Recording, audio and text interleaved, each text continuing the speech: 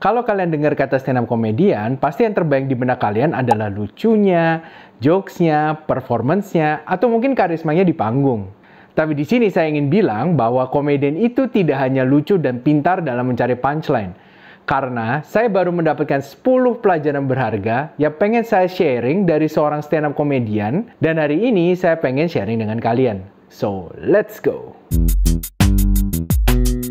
Jadi stand up komedian yang saya maksud di sini adalah Jimmy Carr. Jimmy Carr adalah salah satu stand up komedian asal Inggris yang terkenal dengan jokes one-linernya, dan saya mengenal beliau dari Netflix dengan special show-nya yang berjudul The Dark Material dan The Natural Born Killer. Saya suka sekali dengan special show-nya sampai saya penasaran dengan siapa sosok beliau ini sebenarnya di balik show-nya. Nah, tiba-tiba dia itu ada di sebuah podcast yang saya sering nonton, judulnya adalah The Diary of a CEO. Tapi saya terkejut karena ternyata yang saya dapatkan bukan cerita background-nya, tapi lebih ke filosofi hidupnya yang akan saya sharing pelajarannya melalui video ini.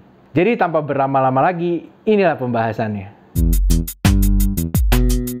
Yang pertama adalah akar dari semua kebaikan adalah rasa syukur. Di sini Jimmy Carr berargumen bahwa rasa syukur adalah fondasi yang sangat penting untuk mendapatkan hidup yang bahagia. Dan skill yang dibutuhkan untuk merasa bersyukur adalah reframing, di mana kita melatih diri sendiri untuk mengubah kacamata pandang kita terhadap suatu hal.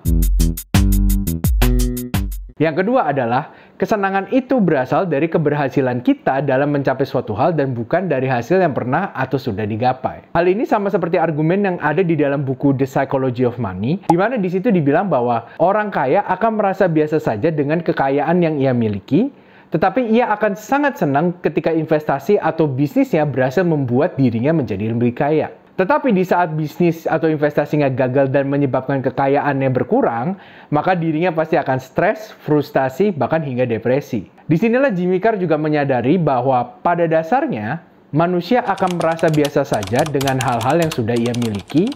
Oleh karena itu, manusia akan selalu mengejar hal-hal baru tanpa henti. Disinilah mengapa rasa syukur itu penting, karena seringkali kita kurang menghargai hal yang sudah kita miliki. Yang ketiga adalah kelebihan utama yang hanya dimiliki oleh anak muda adalah usianya.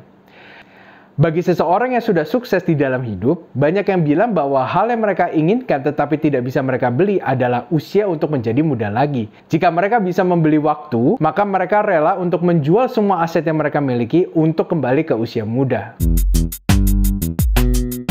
Yang keempat adalah kebahagiaan sama dengan kualitas ditambah rasa syukur dikurangi rasa iri. Jadi di sini Jimmy Carr berargumen bahwa kebahagiaan adalah kualitas hidup dikurangi rasa iri. Tapi kalau menurut saya nih, kebahagiaan dalam hidup itu dipengaruhi oleh 3 faktor: kualitas hidup, rasa syukur, dan rasa iri. Kualitas hidup di sini maksudnya adalah hal-hal yang memberikan kesejahteraan terhadap hidup kita, seperti kesehatan, keamanan finansial, hubungan sosial, dan yang lainnya.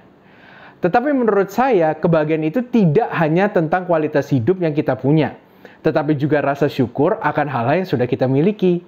Dan sebaliknya, hal yang dapat mengurangi kebahagiaan adalah rasa iri kita terhadap pencapaian orang lain. Dengan demikian, kebahagiaan dapat ditingkatkan dengan meningkatkan kualitas hidup, menumbuhkan rasa syukur, dan mengurangi rasa iri. Yang kelima adalah tidak ada orang hebat yang hidupnya mudah. Kehidupan yang mudah cenderung membuat orang menghindari tantangan dan kesulitan yang sebenarnya sangat penting untuk pertumbuhan karakter. Sebaliknya, karakter yang hebat seringkali terbentuk dari pengalaman untuk menghadapi dan mengatasi berbagai kesulitan, rintangan, dan kegagalan. Proses inilah yang membangun ketahanan, kebijaksanaan, dan integritas seseorang. Yang keenam, hindari membuat kebahagiaan menjadi tujuan akhir dalam hidup. Paradoks dari hidup ini adalah ketika kita mencari kebahagiaan, kita akan merasa menjadi sangat jauh dari perasaan itu.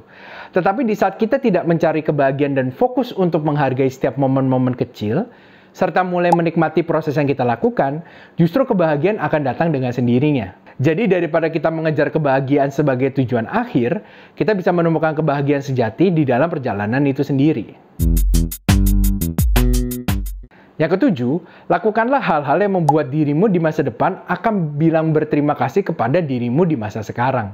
Jika kamu mempunyai prinsip ini, maka saat ini kamu akan melakukan hal-hal yang bermanfaat untuk masa depan yang lebih baik. Contohnya seperti menggosok gigi misalkan. Menggosok gigi secara rutin mungkin tidak akan memberikan manfaat langsung di saat kamu melakukannya.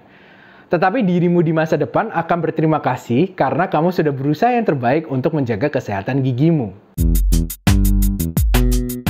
Yang kedelapan, jangan menggunakan motivasi untuk mengubah pola gaya hidup, tetapi buatlah sebuah sistem untuk mengubah hidupmu.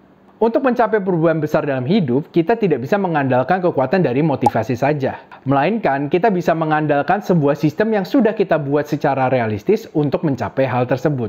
Misalnya kamu ingin menguasai satu bahasa asing baru. Dibandingkan hanya belajar di saat kamu memiliki motivasi, lebih baik kamu membuat suatu sistem yang realistis seperti misalkan, setiap hari kamu meluangkan 30 menit untuk belajar bahasa asing tersebut mulai dari jam 8 sampai 8.30 setelah selesai di kantor. Kalau kamu sudah jalankan selama seminggu ternyata tidak bisa konsisten, maka rubahlah sistem yang kamu buat agar lebih efektif sehingga kamu bisa melakukannya secara konsisten. Jimmy Carr berargumen bahwa dengan mengaplikasikan pemikiran ini, kamu akan benar-benar tahu sebenarnya apa yang kamu prioritaskan dan apa yang bukan prioritas kamu. Pemikiran ini juga yang membuat kamu lebih mudah untuk mengetahui apa hal yang harus dikerjakan saat ini juga.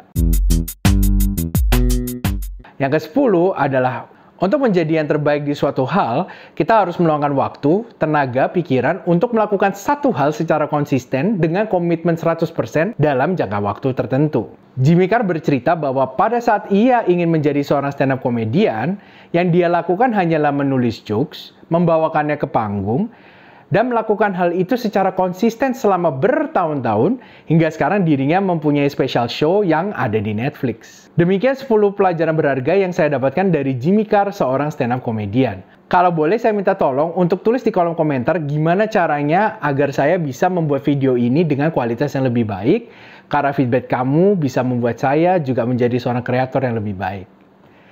Terima kasih sudah menonton video ini, semoga kalian sehat dan sukses selalu.